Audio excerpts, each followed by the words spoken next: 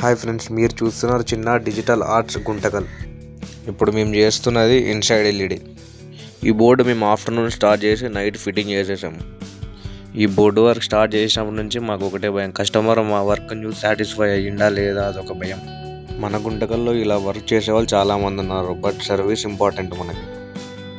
మేము ఇచ్చే సర్వీస్ని చూసి మాకు ఇప్పుడు పర్ మంత్కి 6-7 ఆర్డర్స్ వస్తున్నాయి.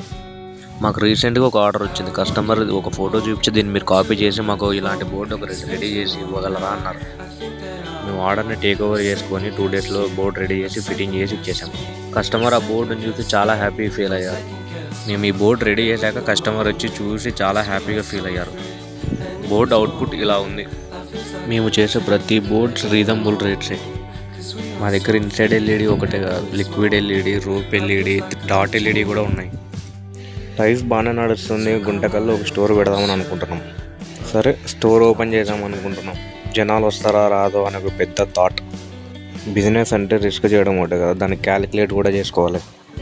నేను ఇంట్లో కన్నా వర్క్ దగ్గరే ఎక్కువ ఉంటాయి. ఏ ఫ్రేమ్ ఎలా వచ్చింది, షీట్ బెండింగ్ వచ్చిందా, ఎలా వచ్చింది అనే బాధ్యత ఇంకా ఎక్కువ పెరిగిపోయింది.